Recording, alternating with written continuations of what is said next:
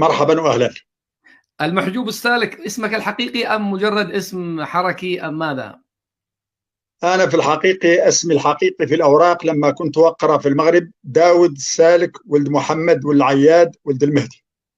المحجوب اسم الحركي، والجفاف اسم المرحلة. لقينا يسير من التعب وقتلنا الجوع والعطش والمرض، ولما دخلتنا الروح قلت أنا لعنة الله على الجفاف كاد أن يقضي علينا، فأصبحت معروف باسم المحجوب الجفاف. ولهذا لأن الناس لا تعرفني في المخيمات درت اسم مركب المحجوب اسم الثورة، والسالك اسم الحقيقي، وأصبحت أعرف سياسيا بالمحجوب السالك. والناس التي تعرفني تقول المحجوب السالك، وهذا خطأ. المحجوب السالك اسم مركب من اسمين، اسم حركي واسم حقيقي. إبراهيم غالي أهله أصلا من نواحي مراكش، وزاوية مشهورة عندهم، زاوية مشهورة هم شرفاء، زاوية مشهورة في نواحي مراكش. لكنه كان جاء للصحراء صغير جدا، وعاش في الصحراء وتربى فيها وشارك في انتفاضة الزبلة، وبعد ذلك مع البوليساريو لا تم دائما مسؤول في البوليساريو، ولكنه لم يكن مؤثرا أبدا نظرا لضعفه وضعف شخصيته. لهذا اختارته الجزائر لضعفه، لكي تسيطر عليه، لكي يبقى خاضعا للسلطة لا أقل ولا أكثر. ولهذا منذ تولى السلطة في البوليساريو لم يغير أي شيء.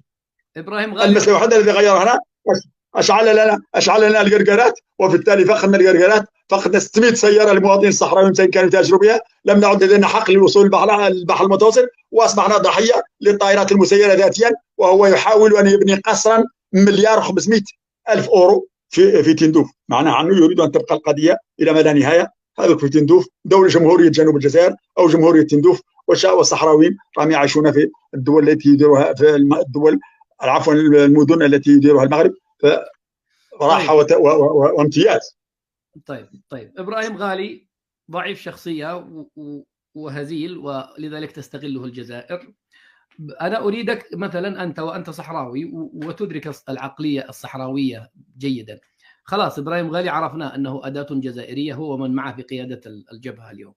الصحراويون الذين في تندوف يعني هل يدركون أنهم مجرد أوراق تستهلك من النظام الجزائري؟ هل يدركون أن الجزائر لا تنفق عليهم من أجل سواد عيونهم، وأنهم مجرد ورقة سياسية؟ أنا أريد الناس هل يدركون هذا الكلام؟ لماذا يتحملون العذاب والعناء والعار والغبار في المخيمات؟ يعني أنا أريد أن أفهم.